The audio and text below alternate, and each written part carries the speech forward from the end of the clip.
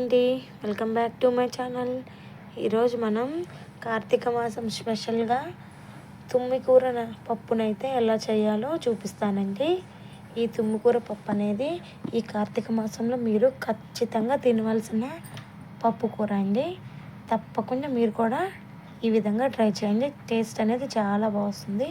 నేను ఒక కట్ట అయితే తుమ్మికూరని తీసుకున్నాను. ఈ తుమ్మికూరలో మనకి ఓన్లీ ఆకులే వాడుకోవాలి. ఇదండి, ఒక 6-7 చింతకాయలని తీసుకోవాలి.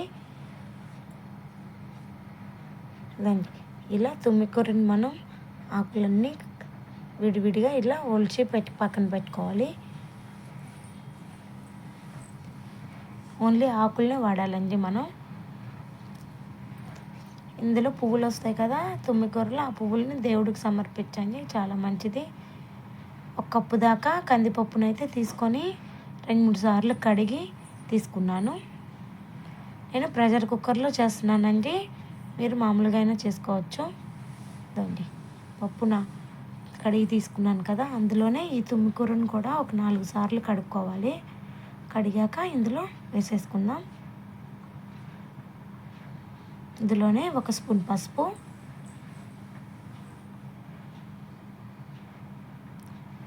చింతకాయలు తీసుకున్నాం కదా, వాటిని మనం కడిగేసి వేసేసుకోవాలి.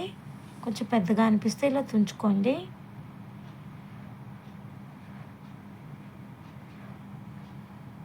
ఇప్పుడు 2 టమాటాలను కూడా తీసుకొని కట్ చేసి వేసుకున్నాను.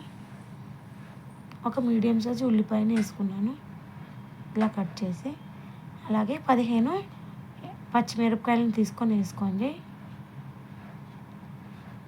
ఇప్పుడు విజిల్ పెట్టుకొని ఒక 5 విజిల్ రానిచ్చాక ఇదండి, ఇలా దబర్లో వేసుకొని పప్పు గుత్తితో మ్యాష్ చేసుకోవాలి.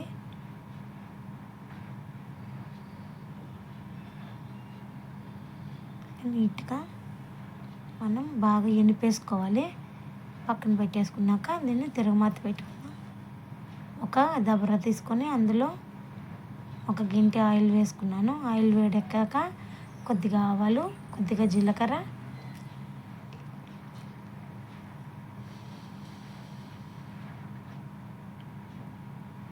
ఇప్పుడు ఇందులోనే 1 ఉల్లిపాయని ఇట్లా కట్ చేసి వేసుకోవాలి. ఒక ఎండుమిరపకాయను కూడా తుంచి వేసుకోండి. కొత్తిమీరని వేసుకోవాలి. కరివేపాకు, కొత్తిమీరని అయితే వేసేసుకున్నాను. అన్నిటిని బాగా ఫ్రై చేసేసుకోవాలి. ఫ్రై చేసుకున్నాక మనం పక్కన ఎనిపి పెట్టుకున్నాం కదా ఈ తుమ్మికూర పప్పుని ఇందులో వేసేసి ఒక 5 నిమిషాలు ఉడికించుకొని దింపేసుకోవాలండి. అంతే అండి, ఈ తుమ్మికూర పప్పు అయితే రెడీ అయిపోయింది.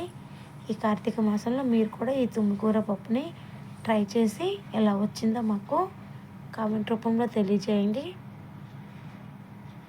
మరిన్ని రెసిపీస్ కోసం మా ఛానల్ని లైక్ చేయండి, షేర్ చేయండి, సబ్స్క్రైబ్ చేయండి. Thank you for watching.